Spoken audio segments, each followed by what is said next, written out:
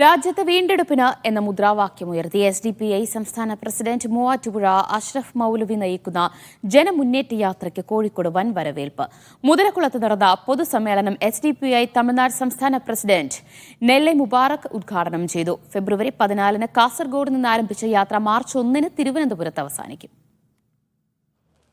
ഭരണഘടന സംരക്ഷിക്കുക, ജാതി സെൻസസ് നടപ്പിലാക്കുക, പൗരാവകാശ വിരുദ്ധ നിയമങ്ങൾ പിൻവലിക്കുക, ഫെഡറലിസം കാത്തുസൂക്ഷിക്കുക, കർഷക ദ്രോഹ നയങ്ങൾ തിരുത്തുക എന്നീ ആവശ്യങ്ങൾ ഉയർത്തിയാണ് SDPI ജനമുന്നേറ്റ യാത്ര സംഘടിപ്പിക്കുന്നത്. ജാഥയുടെ ഭാഗമായി കോഴിക്കോട് നടന്ന പൊതുസമ്മേളനം SDPI തമിഴ്നാട് സംസ്ഥാന പ്രസിഡന്റ് നെല്ലൈ മുബാറക് ഉദ്ഘാടനം ചെയ്തു. രാജ്യത്തെ കേവല ന്യൂനപക്ഷത്തിന്റെ പിന്തുണ മാത്രമുള്ള BJP അധികാരത്തിൽ തുടരുന്നതിന്റെ പൂർണ്ണ ഉത്തരവാദികൾ സാമ്പ്രദായിക പാർട്ടികളാണെന്നും അവരുടെ ഫാഷിസ്റ്റ് വിരുദ്ധത കാപട്യമാണെന്നും നെല്ലൈ മുബാറക് പറഞ്ഞു. കരുത്തിയൽ തലത്തിലും അവരെ നാം എതിർப்போம், தேர்தல் களத்திலும் அவர்களை நாம் எதிர்ப்போம்.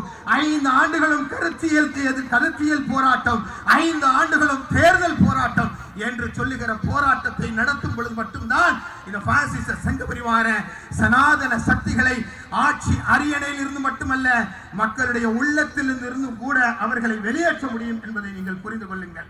വൈകിട്ട് 3-ന് അടിവാരത്ത് നിന്നും നിരവധി വാഹനങ്ങളുടെ അകമ്പടിയോടെയാണ് ജാഥ സ്വീകരണ കേന്ദ്രമായ മുതലക്കുളം മൈതാനിയിലേക്ക് എത്തിയത്. ചടങ്ങിൽ ജില്ലാ പ്രസിഡന്റ് മുസ്തഫ കൊമ്മേരി അധ്യക്ഷത വഹിച്ചു. ജാഥ ക്യാപ്റ്റൻ മൂവാറ്റുപുഴ അഷ്റഫ് മൗലവി, സംസ്ഥാന vice president P. Abdul Hameed എന്നിവരോടൊപ്പം സംസ്ഥാന പ്രവർത്തക സമിതി അംഗങ്ങൾ, ജില്ലാ മണ്ഡലം ഭാരവാഹികൾ തുടങ്ങിയവർ സംബന്ധിച്ചു. യാത്ര ഇന്ന് മലപ്പുറം ജില്ലയിൽ പ്രവേശിക്കും. വൈകിട്ട് 3-ന് മഞ്ചേരിയിൽ നിന്ന് വാഹനജാഥയെ ആരംഭിച്ച് കിഴക്കേത്തലയിൽ സമാപിക്കും. മീഡിയ 1 കോഴിക്കോട്.